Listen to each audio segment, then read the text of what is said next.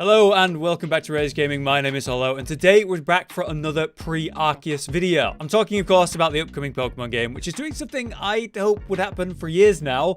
Actual relevant gameplay changes in the Pokemon game. Huge open areas more akin to open world, actual trainer combat mechanics with boss fights, and the new way that wild Pokemon are going to work, new systems with the combat like the agile and strong style attacks, or hey, things like crafting. There's a lot of new things happening in Arceus that we're seeing for the very first time in any Pokemon game, which is kind of a big risk for the series. I'm personally very happy to see the change as a reason to finally dive back into Pokemon again as an adult, so hopefully it's fun. Something that's going to be very important to us all then when we finally play are the starter Pokemon that you choose between. You must choose just one, and it best be one you're going to love. And while we do not have new Pokemon to pick from this time, instead we're returning to favorites from various generations. These are Rowlet, the cute owl Josh lost his mind over originally, Cyndaquil, one of my favorite fire starters, and Oshawott, the very cute sea otter. Rowlet is the most recent one from Generation 7, Sun and Moon.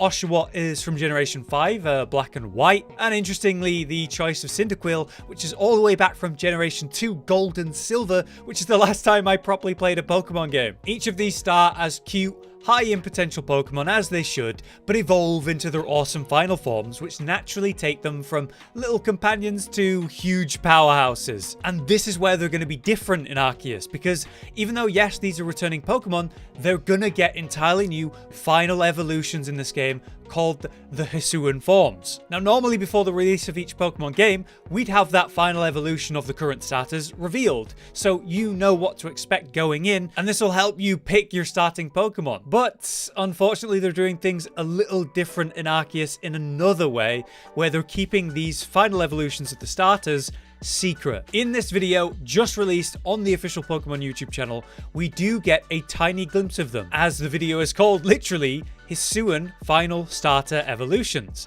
And yet it does not actually fully reveal them, only showing them evolving and shrouded. We see each one cut up close to show only their profile, and like I say, they're shrouded to obscure their forms. A lot of people are happy with this mystery, but I also think it's fair to say there's a lot of people who want to know what the final form will look like, because again, this is a game-long decision on your starter.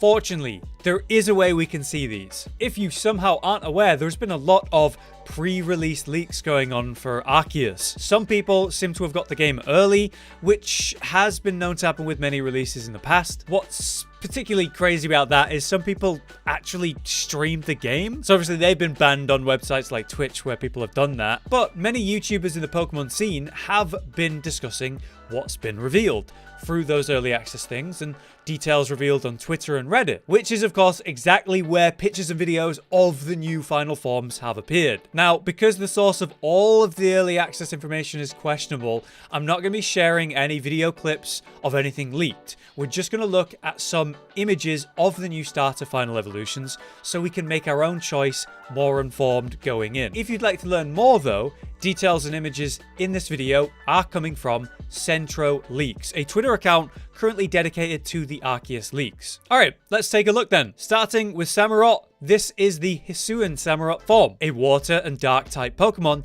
This final form of Oshawott stands in stark contrast to the cute little owl we saw before. Let's compare the Hisuian form to the original though, the OG Samurott. Original Samurott is wider and thicker and with a lot more straight edges. It has shells along its limbs which also form a sort of helmet at the top with a straight point at the forehead, compared to the Hisuian form, which is much darker, matching the dark type better. To me, this form is a lot more serious and deadly looking. The shells on the limb are still there, but now they're a subtler but deep red, and the helmet shell is more natural looking to me. The spike is jagged and barbed with extra spikes, and even the whiskers are no longer that standout straight edge, but loose and more flowing. I actually prefer this version a lot. I think this is a solid new final evolution. Next is Typhlosion, the fire Pokemon that had flames for quills.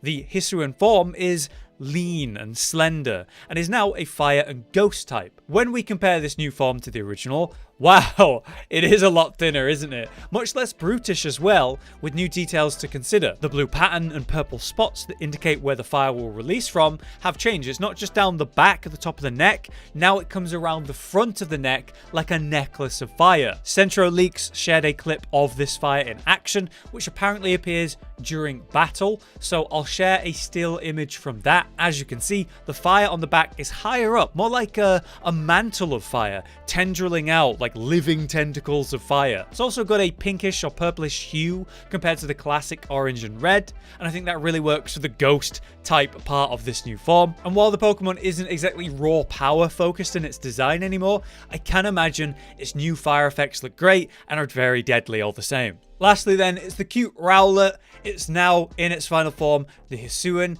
Decidueye. I hope I said that right. As a grass and fighting type, this Decidueye looks very different to what I expected. At first glance, this looks more monster than Pokemon, right? But as I took a deeper look at this new form, I've come to actually quite like it. Compare it to the original, the huge winged owl that had this natural green hood around it. More classic and obvious evolution to me.